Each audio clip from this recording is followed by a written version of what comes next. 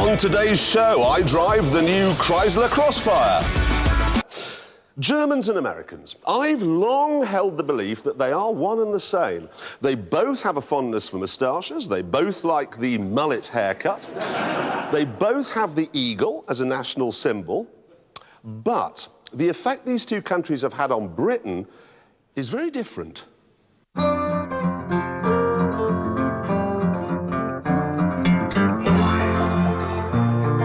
First of all, the Americans.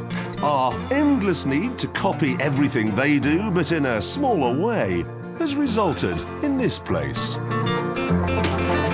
Welcome to Star City, the entertainment centre of the Midlands.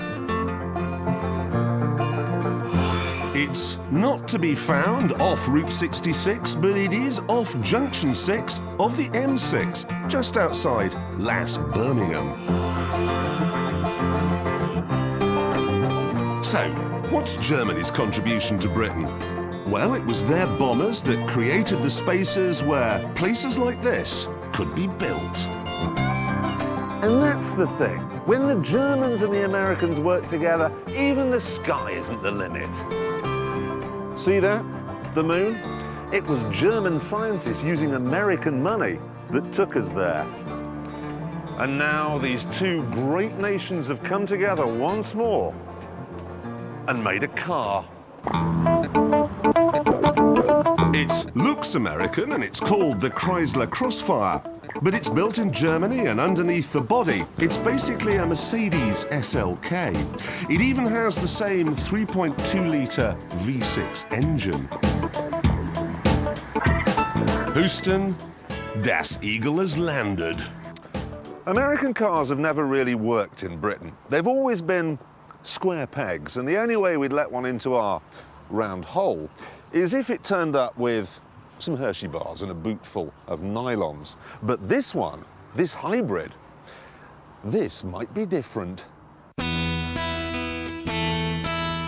To find out, I left Birmingham and went back to England.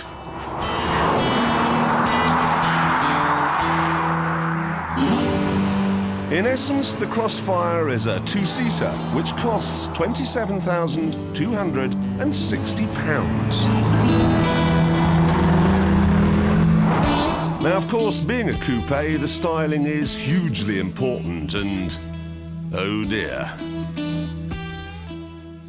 I've been trying to think what it is that this shape reminds me of, and last night it came to me.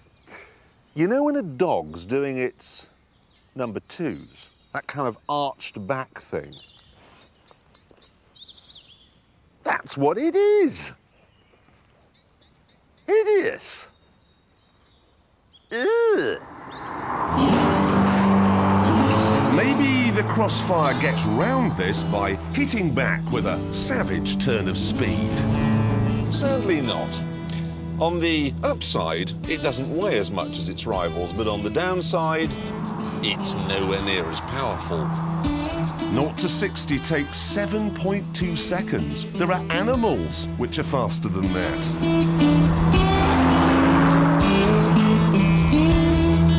Actually, the biggest limiting factor to the performance in this car is the gearbox, because every time I set off, it goes and leaps out of first gear. And I'm told the automatic version is even worse. So far, then, things are not shaping up well. But it does have the classic front-engined rear-drive layout, so maybe it can out-corner a trout. There's a strangely detached feel to the steering somehow. Gives you no real confidence to get your foot down, because you've got no sense of what the wheels are actually up to. Oh dear. Oh dearie me.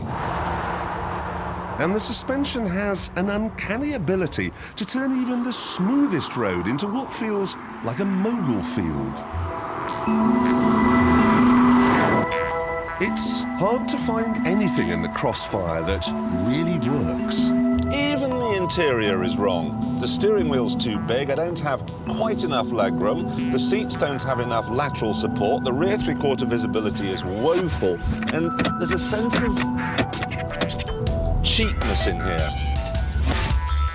So, it looks like a dog doing a poo. It's slow, uncomfortable, expensive, and cursed with a cramped, badly trimmed interior, an awful gearbox, and no back seats. The engine doesn't make a particularly sporty noise, the ride is terrible, and it isn't especially economical. This has to be the worst example of American-German cooperation since a chap called Adolphus Busch arrived in the States, tasted the water, and thought, I could make beer out of this. And we ended up with that headache in a can called Budweiser.